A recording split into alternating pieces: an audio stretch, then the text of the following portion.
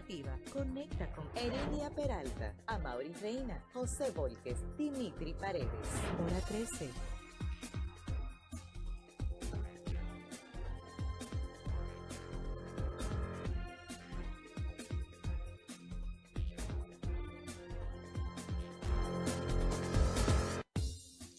Buenas tardes, arrancamos ya con esta hora 13, la hora de las informaciones en un tonito un poquito, informaciones serias pero con un tono un poco más relajado porque también a esta hora la gente generalmente está almorzando, así que queremos acompañarle mientras usted come, pues llevarle las informaciones que han ocurrido hasta este momento en la República Dominicana y yo quiero darle la bienvenida y saludar a mi compañero Volques, que está aquí conmigo. Hola, Volques, ¿cómo pasaste el fin de semana? Bueno, un fin de semana tranquilo, en familia y relajado, rodeado de niños, porque tengo varios niños. ¿Cuántos que tú tienes, Volques? ¿Cuántos? Yo tengo un reguero, yo ¿Es tengo verdad? 6 muchachos.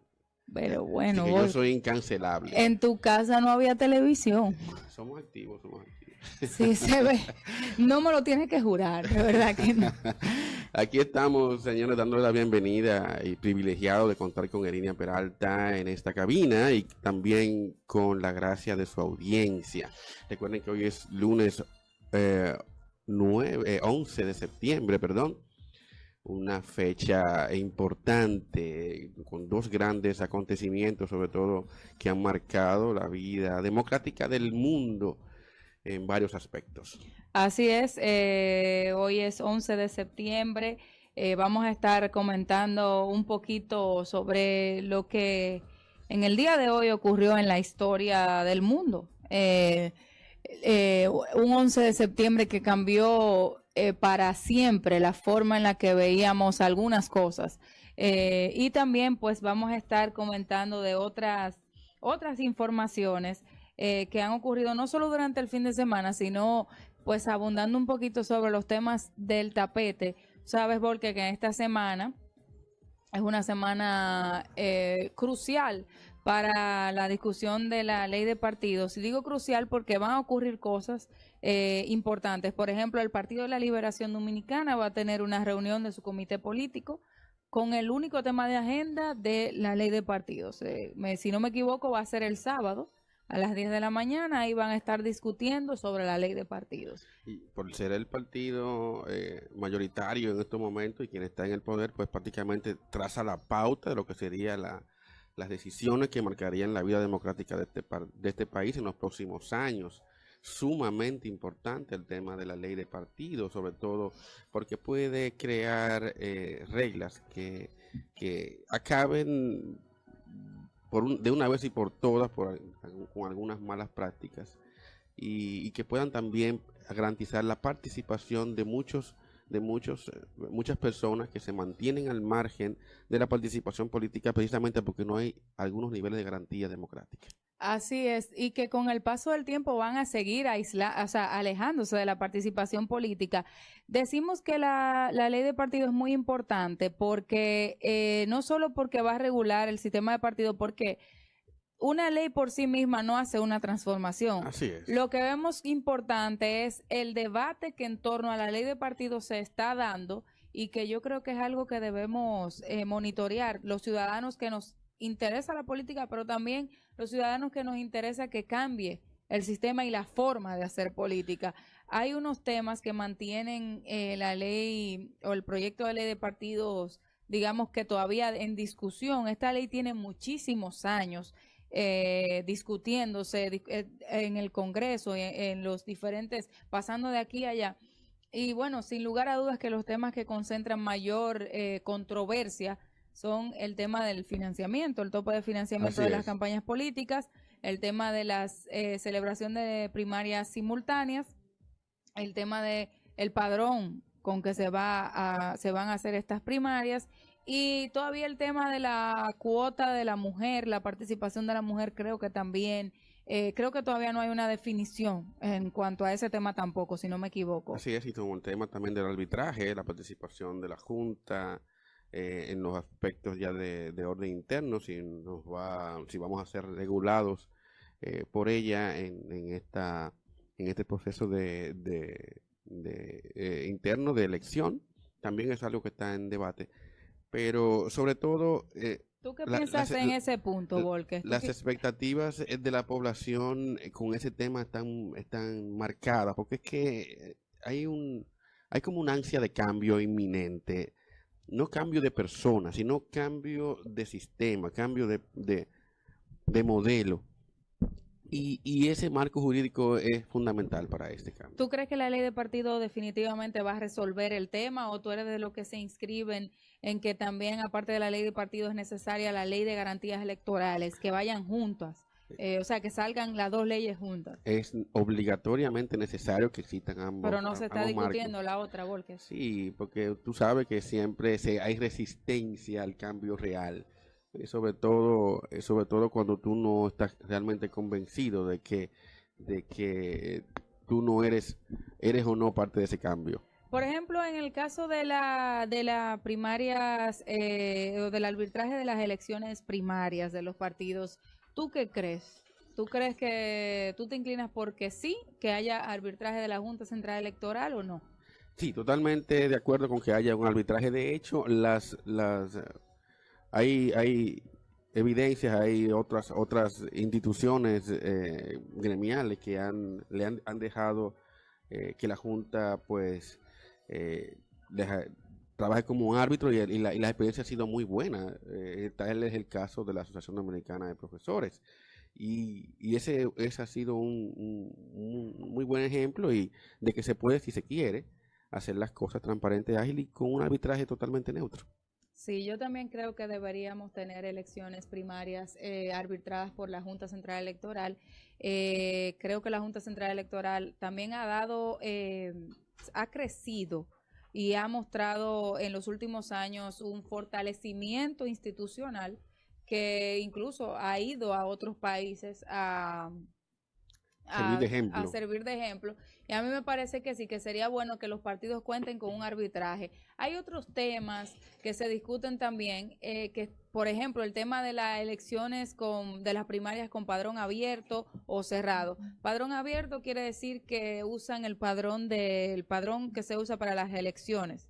Padrón cerrado es con el padrón del partido, ¿verdad?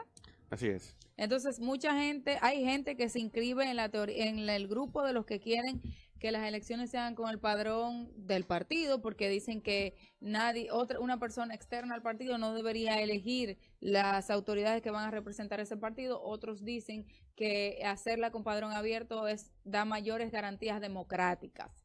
Depende del escenario donde estemos, porque si estuviéramos en el escenario de un país donde ya habría un nivel importante de madurez política y garantías, uno pudiese abocarse a que existiese padrón abierto independientemente de que sean supuestamente al mismo tiempo todas las elecciones de todos los partidos, por lo tanto los demás miembros de otros partidos se supone que no podrían participar.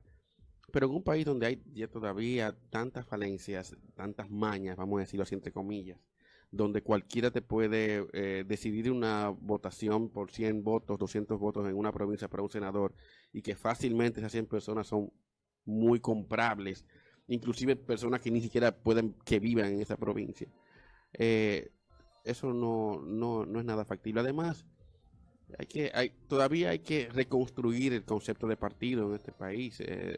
Mientras tanto eso no maduremos esa parte. ¿Cómo así reconstruir el concepto de partido? Bien, hay que saber cuál es la finalidad de un partido. No es meramente electoral, no siempre tiene que ser meramente electoral. Se supone que son instituciones de transformación social. Pero ahora los partidos son maquinarias electorales. Así es, ahora mismo. Y eso es lo que hace que funcione. Parte de la debilidad. Y tú sabes que muchos analistas, sociólogos, personas que se dedican a estudiar el tema del comportamiento político y social de los ciudadanos del mundo, no solo de la República Dominicana, han señalado que precisamente la crisis que viven los partidos en este momento, no solo en la República Dominicana, sino en el mundo, está también muy asociada con la crisis de la democracia representativa y también con la forma en la que la gente se está agrupando. Ellos dicen que la gente necesariamente ya no responde o no le interesa atarse a estructuras rígidas así es, que no le permitan una movilidad interna. Además, porque tú sabes que con las redes sociales y la nueva forma de comunicación, la gente ya no necesita del presidente del intermedio o del presidente del comité de base para llegar al principal. Precisamente por eso decía que había que revisar entonces la misma configuración del concepto de partido, porque como está diseñado en este momento para esta sociedad, resulta excluyente, de hecho. Vamos a darle la bienvenida a nuestro compañero Hernán Paredes. Gracias, Irene. Que se integra a este debate y aprovechar que él llegó para preguntarle de una vez, Hernán, ¿qué tú crees de lo que estamos discutiendo? ¿A ti te parece que, primero, tú estás de acuerdo con con el arbitraje de la Junta Central Electoral para la celebración de primarias en los partidos? Sí, antes que nada, buenas tardes a todos nuestros oyentes y televidentes por Facebook Live de Única Radio, así como de la página web unicaradio.net. Ustedes empezaron por un tema que yo pensé que se iba a quedar para el final, por lo complejo y polémico que es. Sí, Irene, efectivamente yo estoy de acuerdo con el arbitraje de la Junta Central Electoral en los procesos internos de los partidos, porque como hemos visto en procesos recientes, los partidos perdieron la capacidad de poder arbitrar su propio proceso, porque tú has trabajado en esos temas. No hay garantías. No hay garantía. Tú has trabajado en esos procesos internos de un partido y tú conoces que los partidos no tienen esa capacidad. Hay otros puntos de la ley de partidos sobre los cuales no hay consenso y veo que están hablando, el tema de si las primarias son con padrón abierto o cerrado. Yo he manifestado públicamente mi opinión. Yo entiendo que hay un derecho de asociatividad que tenemos los ciudadanos y que evidentemente cuando tú te asocias con otros ciudadanos que comparten un mismo objetivo, esos asociados tienen que tener el derecho de definir el rumbo de esa organización que crearon. Otro tema de no consenso en la ley de partido es el tema del financiamiento. Como ustedes saben, y muchos son radicales, nuestro amigo José La Luz, tú sabes que dice que todos los males del sistema político empiezan en el financiamiento a candidatura, financiamiento y yo estoy de acuerdo con eso. Es decir que sí, estoy de acuerdo con el tema del arbitraje de la Junta, no estoy de acuerdo con el tema de padrón abierto, y acabo de explicar mis razones, y sobre el tema de financiamiento hay que ponerle un control a eso, pero ya. Pero las personas que alegan que de las elecciones deben ser las primarias, o sea, los que abogan por primarias con padrón abierto, lo que señalan es precisamente que este esquema apuntaría a fortalecer la democracia, a la democracia interna y la democracia representativa y participativa, porque dicen ellos que la gente debe elegir cuáles son los candidatos que van a ir finalmente a representar a los partidos. Yo creo que hay un tema esencial en este debate y que quizás antes de meternos a analizar si padrón abierto o cerrado, hay un tema esencial que está ahí, como aquella frase de la campaña de Bill Clinton que decía, es la economía, estúpido. El tema que es la democracia. O sea, nosotros estamos analizando un método un poco más sofisticado que el que tenemos, pero hay una realidad. ¿Qué está haciendo esa militancia que está inscrita en los partidos ahora mismo? ¿Cuál es la utilidad? Digo utilidad no porque yo quiera decir que la gente tiene que tener una utilidad, pero digo, tú me permites, antes de contestarte esa pregunta, leerte 3 tweets de la Junta Central Electoral de hoy. Ajá. El primero dice, hace 5 horas lo postearon. La finalidad esencial de los partidos políticos es la presentación de propuesta electoral y de candidatos, como dice la Constitución. Segundo tuit, unas primarias abiertas, simultáneas y obligatorias organizadas por la Junta Central Electoral con los 4 partidos mayoritarios costarían 2.400 millones de pesos. Tercer tuit, la Junta Central Electoral ha organizado primarias de partido y está en disposición de hacerlo si cada partido lo solicita con consenso interno. El último tuit dice, ignorar la decisión existente de la Suprema Corte de Justicia que declaró inconstitucional la antigua ley de primarias sería una elusión constitucional. Esto lo está diciendo el organismo rector en materia electoral del país.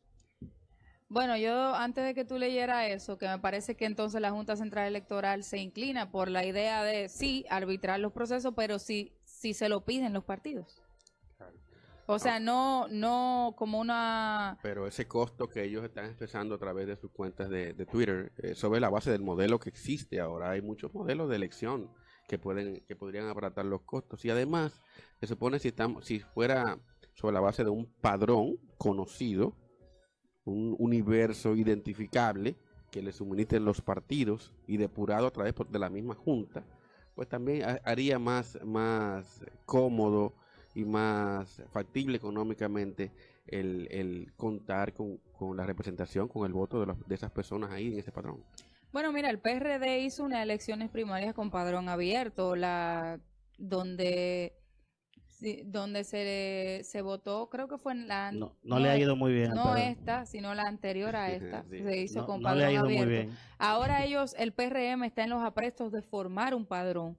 Están con un sistema que se llama Premil, donde los dirigentes van a inscribir 1,000 personas. O sea, ellos están en la idea de formar su padrón. Pero aprendieron la lección, Erine. Sí, pero yo preguntaba, Hernán y Volques, el tema de qué está haciendo la gente que está inscrita en los partidos.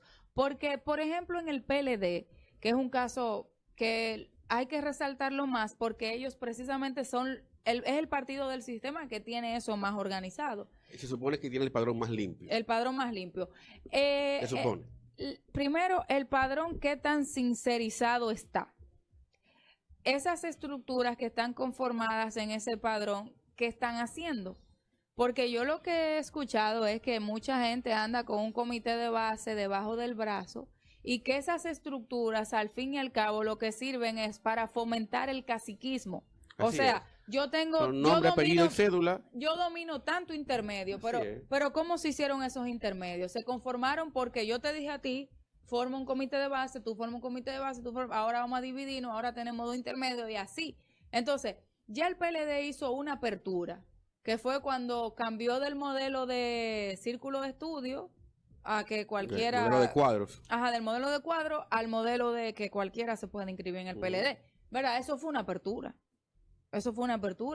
¿Le convino o no le convino? Los resultados están ahí. En términos electorales parece que le convino. Términos electorales. Pero que se abandonó el proceso. En términos de la calidad de los miembros, no lo sé. Pero también hay una pregunta en el aire y quiero que ustedes me la contesten para el debate.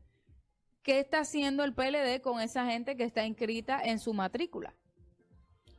¿Qué rol juegan esas personas? Precisamente, Erinia, ese quizá el punto que hay que fortalecer y Volques podrá darnos más luz sobre el tema, pero lo cierto es que yo creo que primero tenemos que arreglar las cosas adentro, antes de estar pensando en soluciones fuera.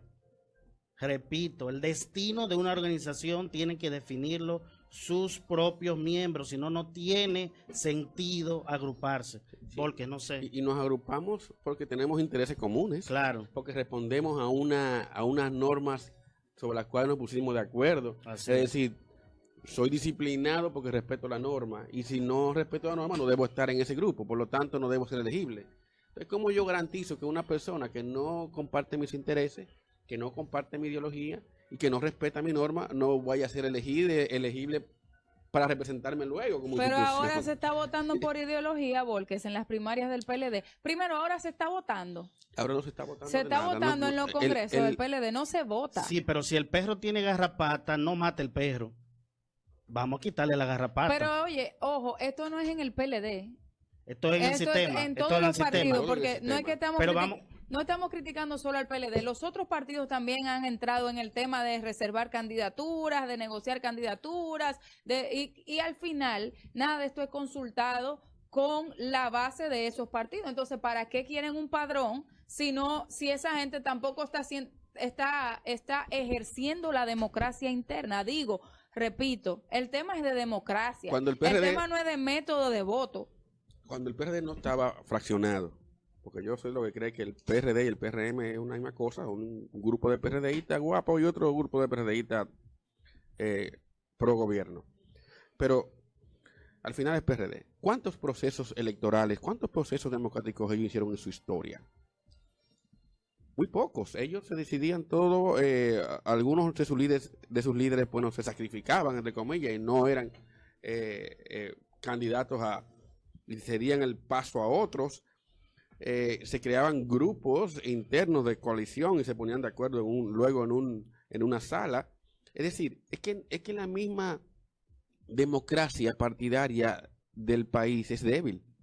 Entonces no podemos saltarnos etapas. Hay que empezar a respetar reglas, Pero empezar a crear las condiciones para evolucionar. Eso podría ser lo único que salva el sistema de partidos políticos, la flexibilización de la forma de agruparse en ellos. Y la forma de incidir en ellos. Yo te diría que analicemos las diferentes formas de salvar el sistema. Y los resultados de los diferentes ensayos. Y vamos a hablar del PRM que estaba hablando Volker. El PRM salió del PRD. Ellos fueron los primeros en adoptar el padrón abierto. Pero no salieron del PRD, Hernán. No salieron del PRD porque adoptaron el sistema de padrón abierto. Sí, pero tú sabes que en las primarias... Y no ocurrió tampoco lo que muchos de los que se oponen al sistema de padrón abierto dicen, que es que otros fueron a votar en el proceso del PRD. En los procesos que hizo el PRD con padrón abierto, no hubo gente que fue a votar. ¿Tú sabes lo difícil que es movilizar gente para votar? Yo te diría que nos falta data. Pero ojo. Pero sí hubo niveles importantes de desconfianza en los resultados internos de ellos. Señores, y ahí está el resultado ahora, una fracción. Vean los indicadores. Si tú tienes el padrón abierto y elecciones arbitradas por la Junta y simultáneas, no hay forma de que una gente vote 2 veces. No, mira, yo te tengo un detalle sobre ese tema. ¿Cuántas personas tú dirías totales votan en primaria de partidos políticos? Suma todos los partidos. Suma todos los partidos. Muy poca vota. Luego al padrón de electores réstale esa cantidad y te queda un número muy grande de personas que no le interesa ese tema, a menos que haya alguna motivación clientelar. No, clientelar no, Hernán. O de coacción, puede ser. Eso es una desconfianza que tú tienes de la gente de la República Dominicana. Porque yo te voy a decir algo. Puede ser que Volker se tire para diputado en el PLD o en el partido del que él es miembro. O sea, el clientelismo no existe en la República Dominicana. Yo puedo decir, mira, el clientelismo existe, pero también existe los clientes. O sea, el clientelismo existe, pero existe quien ejerce esa labor. También. ¿Quién lo promueve? No es la gente que se vende, hay una gente que compra también. Claro. Ahora, te voy a decir algo. Esa gente desaparece cuando abrimos el padrón.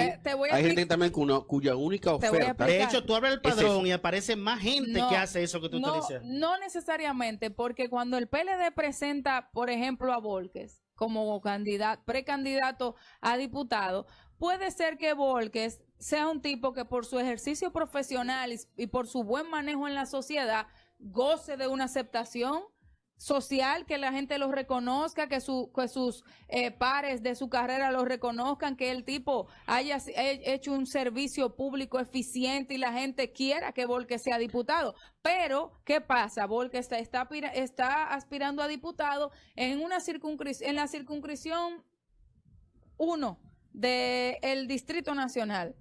Dije una circunscripción al azar. Y resulta que en esa circunscripción hay unos caciques, ¿verdad? Pero que también hay una realidad social en esa 1. No, pero yo dije la 1 por decir una. Vamos a decir la 1 Te voy a explicar. La 1 de Santo Domingo Este. Hay unos caciques ahí que no quieren que Volker sea, porque Volker no es ni de una tendencia ni de otra, y Volker no es de ellos, y Volker no ha ido donde ellos. Entonces Volker la tiene difícil. Bien, te entiendo perfectamente. Y cuando viene a ver, el país se está privando de un diputado con todas las condiciones para hacer un servicio público ejemplar. Yo te diría lo siguiente. En ese caso, ¿qué tú recomiendas? Yo te diría lo siguiente. Solamente a partir del año 2010, la Constitución Dominicana dice que los partidos políticos, en su artículo 216, tienen que regirse bajo los paradigmas de democracia interna y transparencia. 2010 solamente. Pero hay toda una cultura de décadas de ese mismo caudillaje que tú mencionas. Ahora bien, ¿por qué no emprendemos acciones que sean para eliminar ese entorno que crean los caudillos? Pero ¿y cómo tú lo eliminas si lo que están haciendo los partidos es precisamente preservándolos?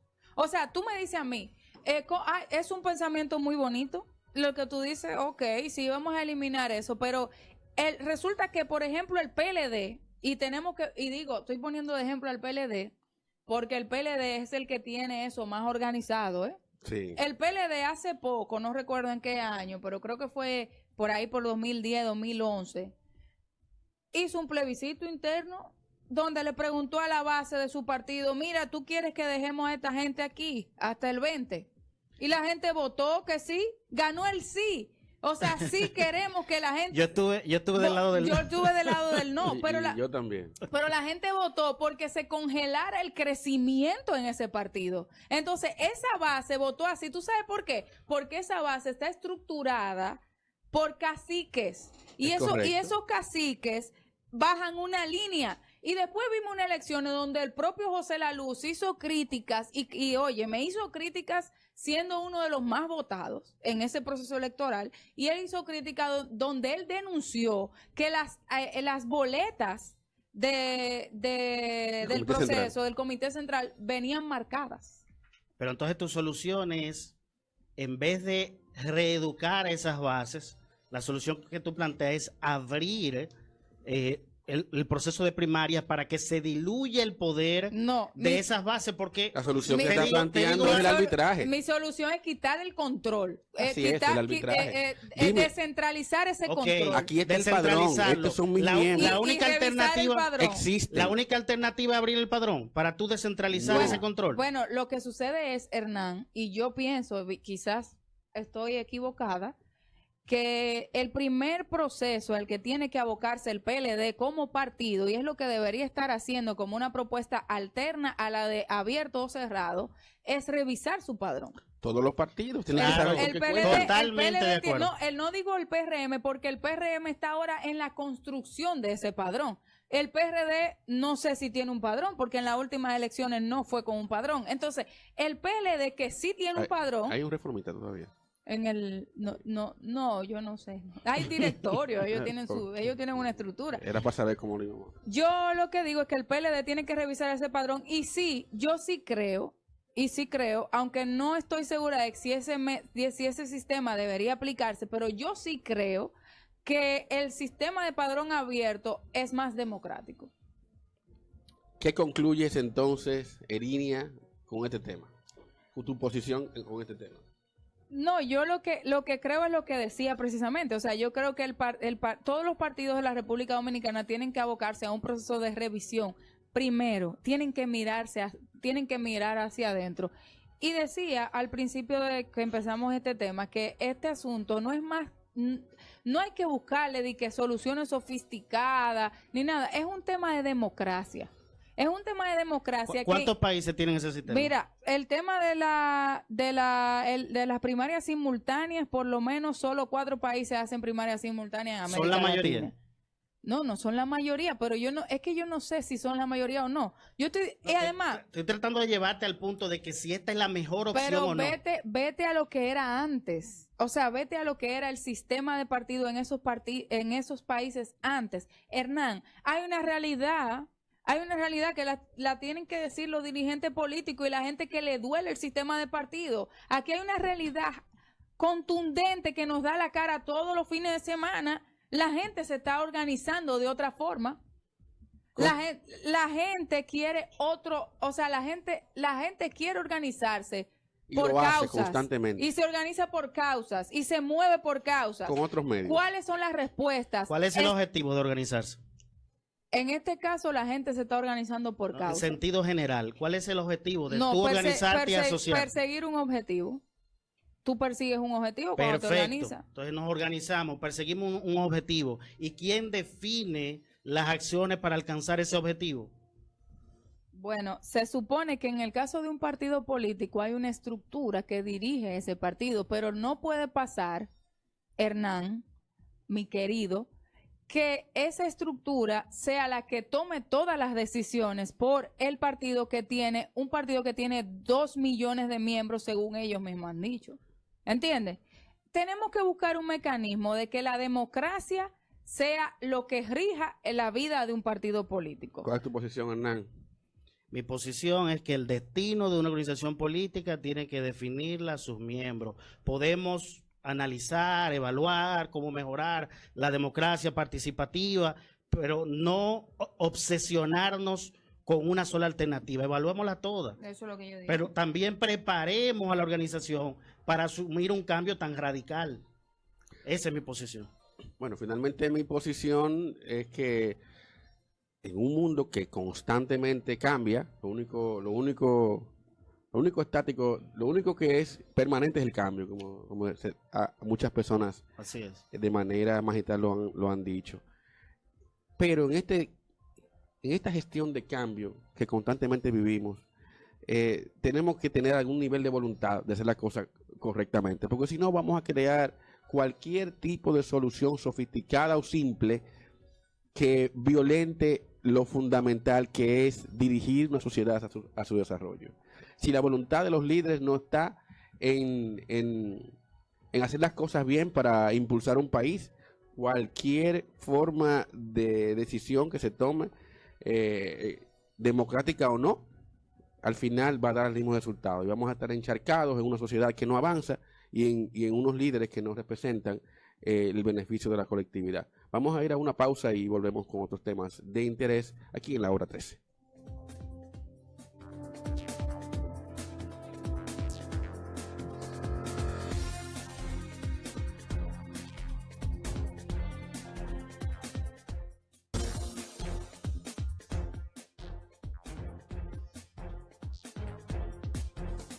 Hora 13. ¿Te gustaría tomarte un café con nosotros y conversar sobre los temas que te inquietan? Escucha cada jueves Entre Temas y un Café. Yo no tomo café o no tomaba café, pero esta señorita me obligó a tomar café. Vamos a darle vida a la visión que tenemos, vamos a echar para adelante, vamos a abrazar esa idea, hacerla nuestra y hacerla viva. Escucha cada jueves Entre Temas y un Café por Única Radio. Radio como tú.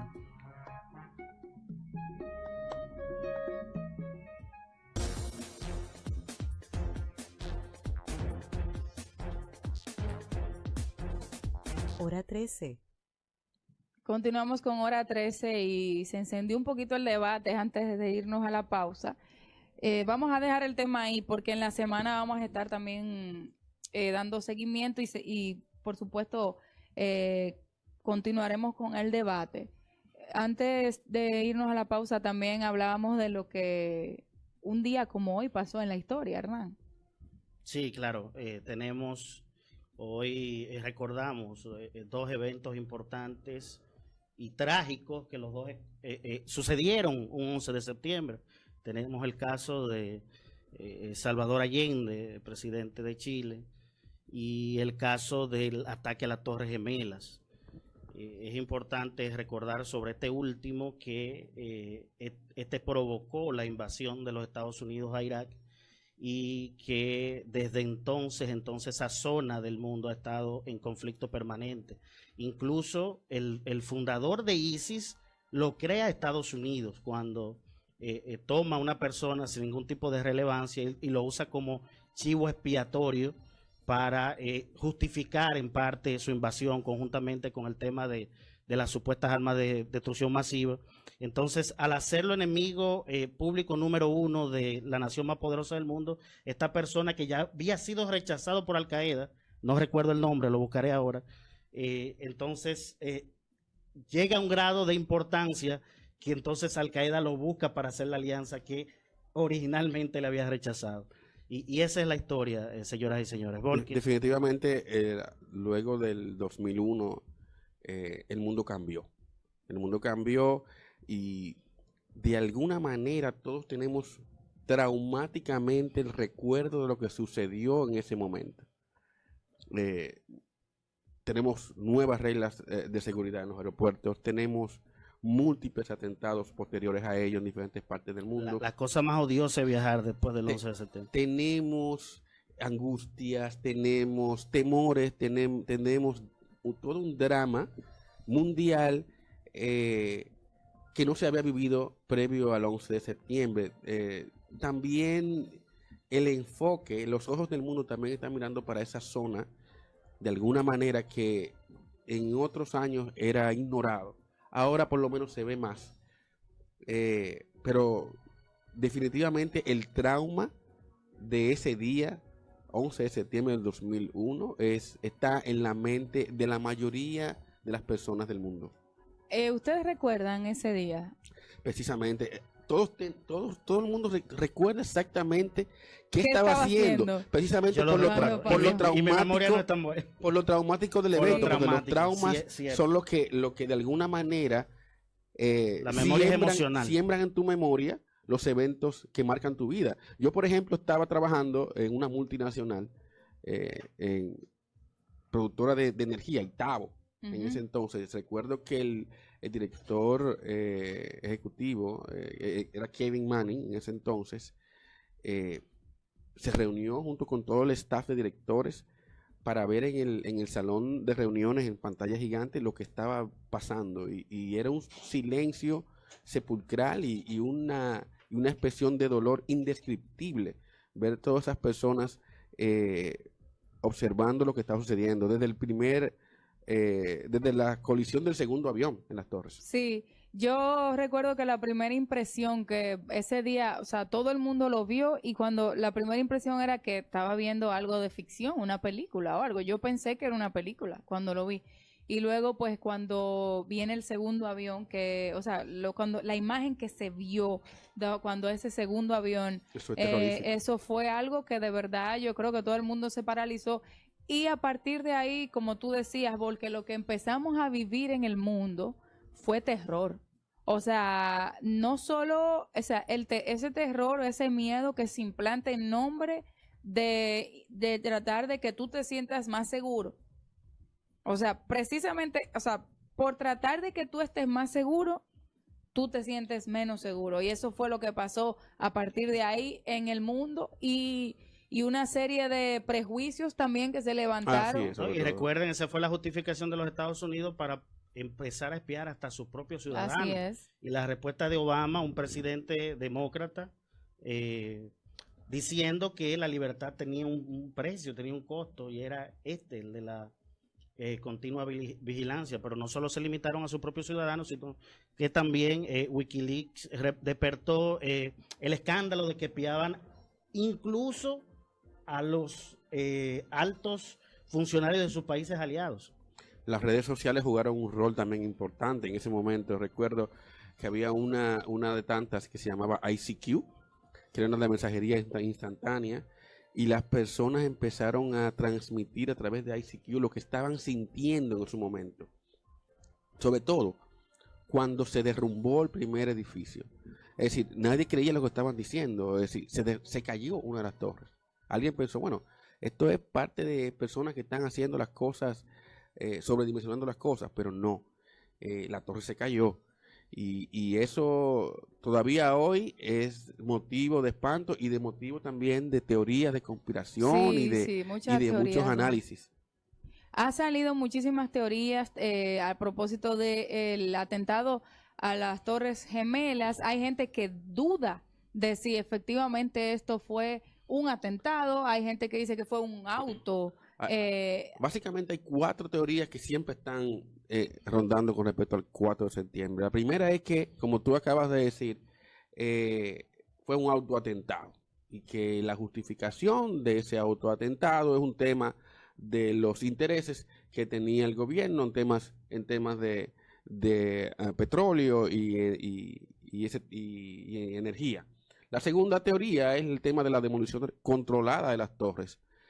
Hay inclusive hasta una serie de documentales que describen cómo de manera sistemática las torres iban cayéndose por pisos, y que según esos documentales pues era imposible que eso fuera al azar, sino que era bajo control.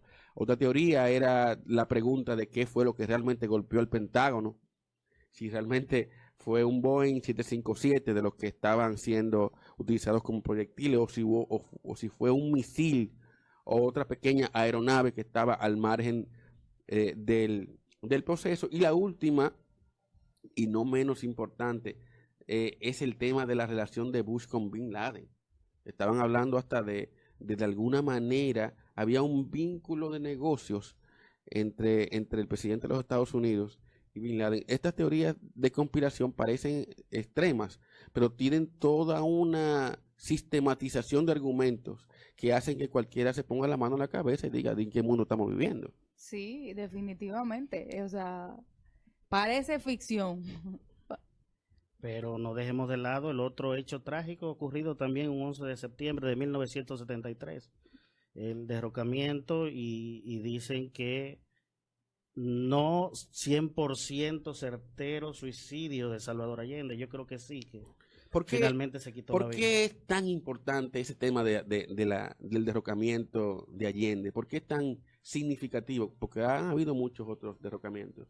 Pero ¿por qué ese en específico es tan importante? Yo creo que el tema, este hecho con Chile y Allende refleja la política que tenía durante la Guerra Fría los Estados Unidos para con los países de Latinoamérica, donde cada vez que esta gran potencia entendía que se tomaba fuerza algún tipo de movimiento que favorecía el comunismo al capitalismo, ellos de alguna manera intervenían, ya sea directamente, ya sea financiando enemigos de esa facción que no le era favorable a sus intereses. Sí, definitivamente hubo manos norteamericanas detrás de la coordinación de ese derrocamiento.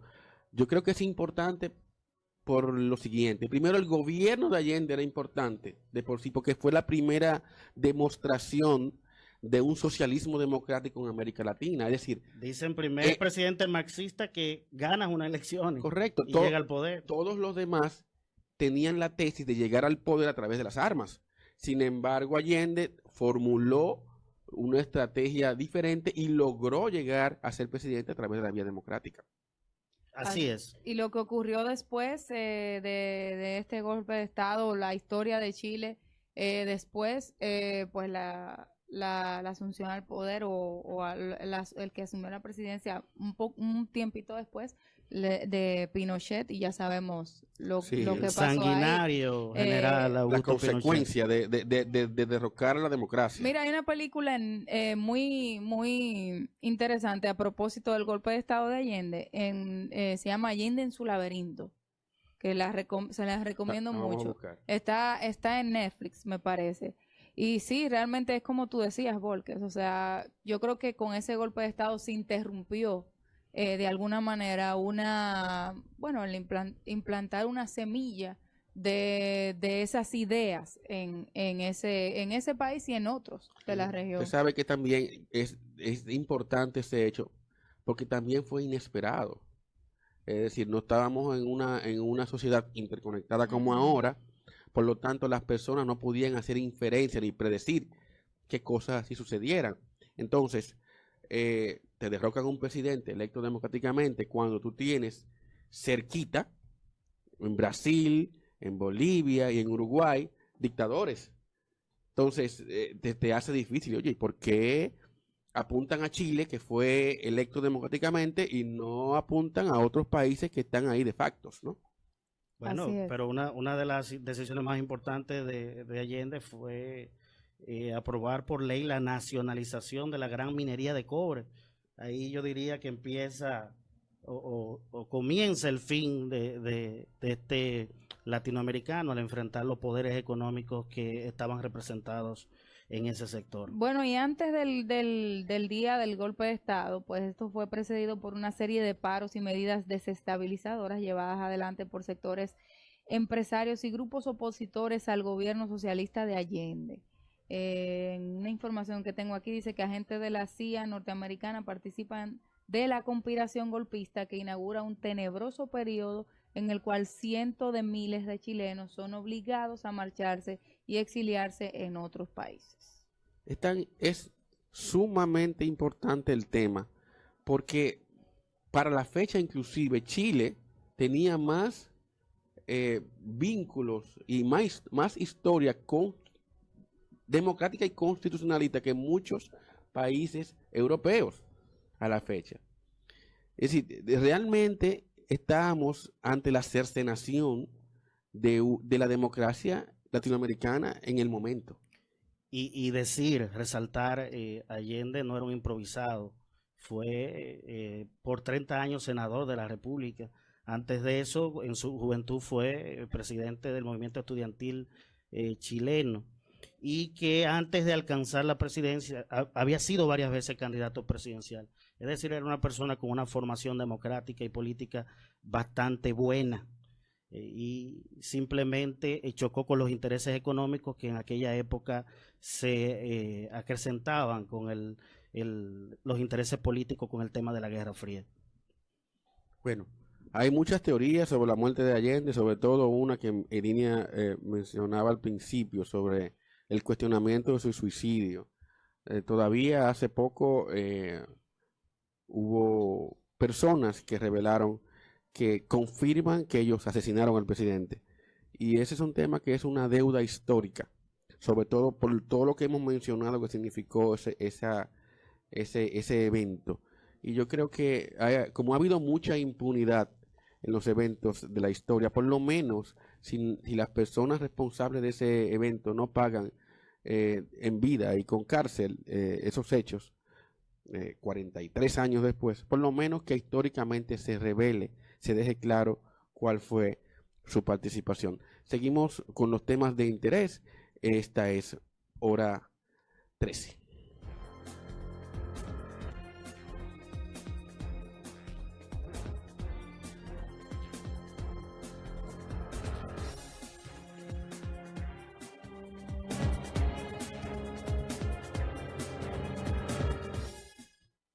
¿Emprendedor?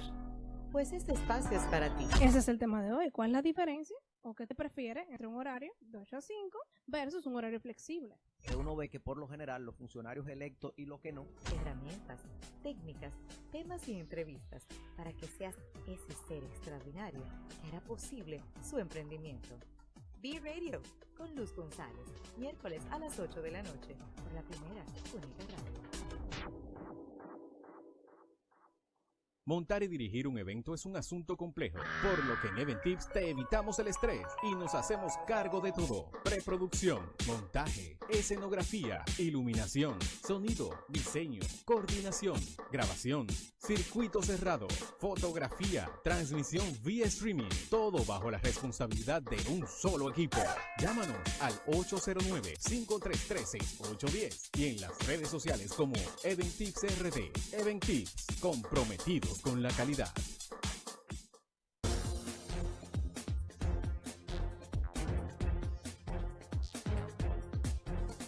Hora 13.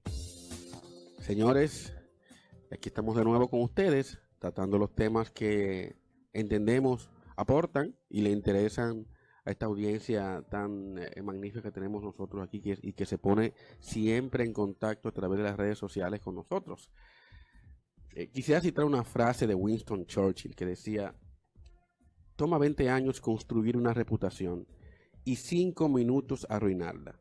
Si pensaras en eso, harías las cosas de forma distinta. Y esto quiero llevarlo, chicos, a ustedes por la responsabilidad reiterada que hemos reclamado aquí del manejo de la información por parte de los medios de comunicación. En días pasados vimos que estos medios, el impacto de ellos llevando información de orientación, pues hizo facilitar el trabajo de las autoridades con respecto a la prevención y a la difusión de informaciones de orientación para el huracán Irma, con los temas del huracán Irma.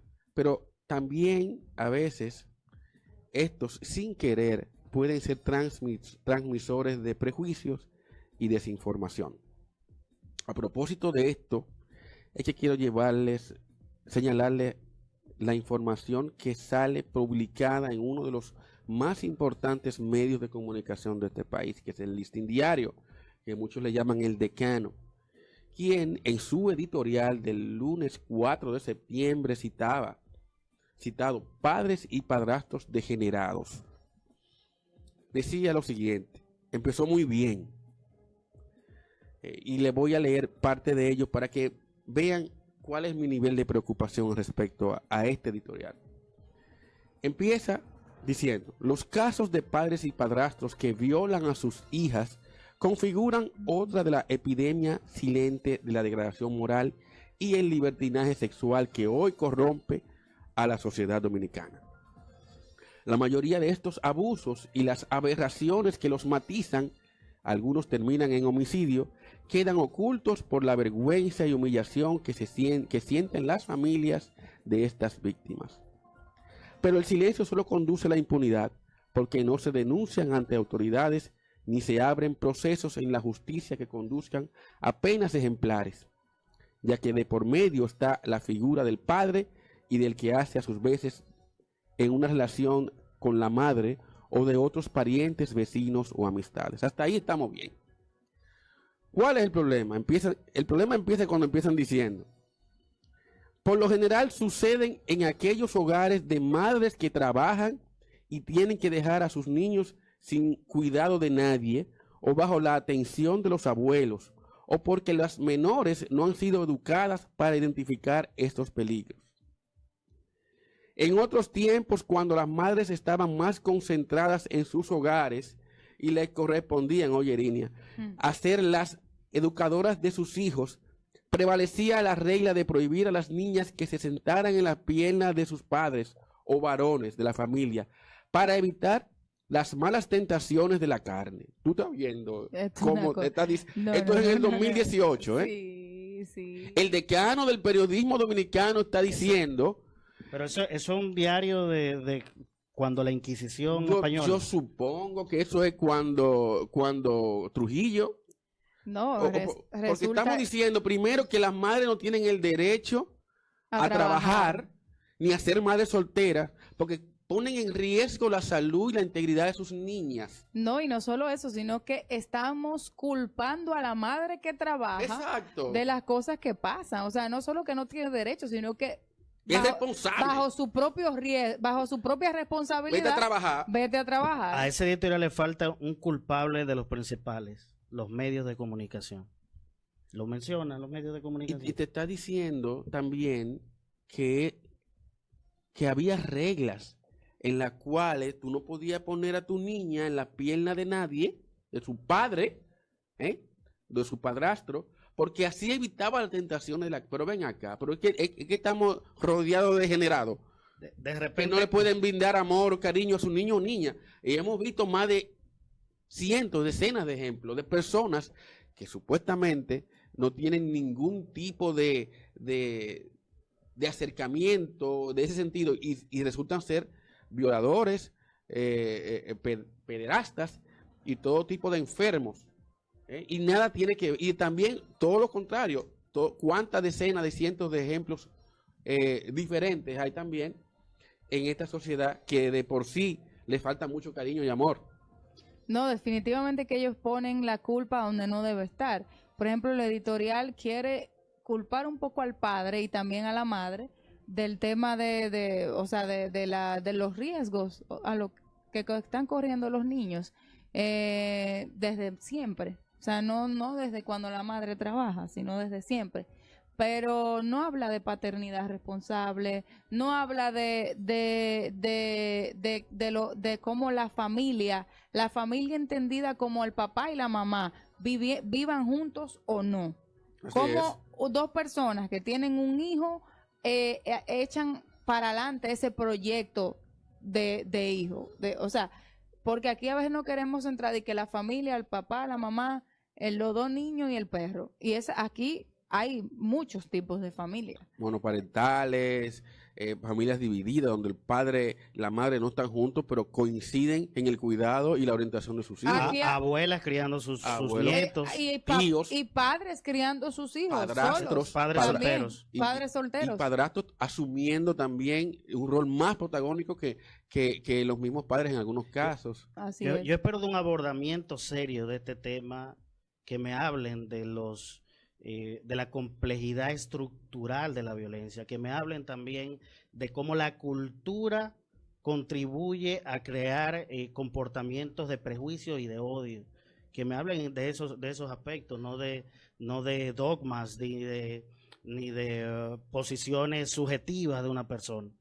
Bueno, y en una sociedad conectada, lo que más esperamos de los medios de comunicación es que sean objetivos, de que nos orienten y que nos transmitan la información que necesitamos para empoderarnos y para crecer. Eso Señor, es lo menos que pueden hacer. es correcto. De verdad que sí. Señora, nosotros llegamos al final de esta hora 13. Mañana, rápido. sí, se pasó O sea, rápido señor, el hay que tiempo. averiguar, hay que resolver este tema. Atención, Selmo. Y un saludo a Mauri Reina donde quiera que esté. Así es. Nos ¿Quién- dejó quién solo ama? hoy. Sí, sí. Nos dejó El solo. líder se nos dejó solo. Tú te iba a preguntar, ¿y quién ama ahora? Mira, nos vemos. Ojalá te esté escuchando. Un abrazo.